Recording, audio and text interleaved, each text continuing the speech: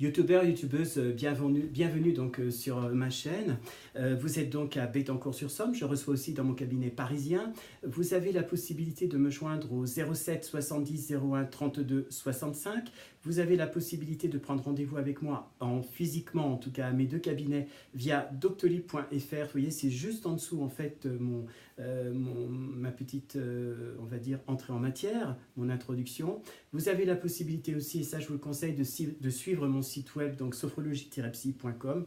Je n'aurai de cesse de vous demander aussi de vous abonner à ma chaîne, car plus les abonnements seront nombreux, plus je pourrai travailler et devenir un petit peu, enfin en tout cas obtenir une certaine forme de sérieux face à la chaîne. Voilà, donc merci beaucoup. Je voudrais aujourd'hui aborder avec vous le travail thérapeutique a posteriori de la relation MPN. Comme je l'ai dit, dans tous les traumatismes vécus, le plus important, c'est d'être capable de comprendre pourquoi vous êtes arrivé à cette situation, non pas pour ressasser des mauvaises choses, mais simplement pour arriver à comprendre finalement l'origine de tout ce qui s'est passé, pas vous accuser d'être responsable de ça.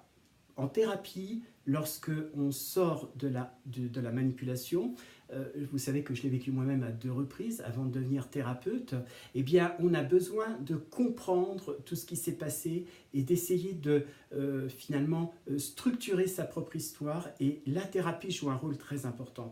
Durant cette thérapie, vous allez pouvoir reprendre des forces par rapport à ce que vous êtes et ce que vous avez vécu.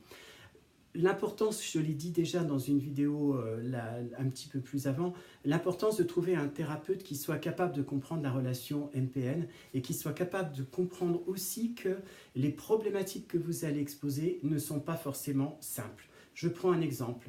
Un patient, une patiente qui va dire qu'elle a accepté d'être traitée comme un animal, par exemple, le thérapeute ne va pas comprendre. Il va mettre ça de manière plutôt systématique, en tout cas s'il n'a pas une connaissance vraie de la manipulation, eh bien, sur un état d'esprit qui n'est pas forcément positif, et donc il va prendre une sorte de distance. Il est vrai qu'aujourd'hui, hélas, les thérapeutes qui comprennent la difficulté du MPN sont très compliqués. Ça ne veut pas dire que ce sont de mauvais thérapeutes. Chacun sait qu'en thérapie, en tout cas le travail thérapeutique, c'est un échange patient-thérapeute, ce qu'on appelle le transfert, mais aussi le contre-transfert. Un thérapeute peut être amené à vous dire « je ne me sens pas capable de vous écouter » et il est important qu'il le dise. Il n'est pas en train de vous dire « je ne vous crois pas ». Simplement, mettez devant vous, en tout cas avec votre énergie, tous les moyens possibles pour pouvoir commencer ce travail thérapeutique dans la confiance. Et pourquoi la confiance ? Tout simplement parce que vous êtes passé par des épreuves qui sont extrêmement compliquées et qui peuvent, au bout d'un moment, eh bien, amener à se poser des questions sur votre équilibre psychique. Et si vous n'avez pas un thérapeute connaissant le travail du MPN, en tout cas le travail de SAC du MPN, on va peut-être envisager des hypothèses du style je vais essayer de ne pas parler trop professionnellement, voilà, quelqu'un qui a vécu quelque chose, qui invente, ou voilà, il n'est pas tout à fait certain. Voilà. En thérapie, il est important de pouvoir expliquer aussi le vécu, et ça, je parle toujours du débriefing.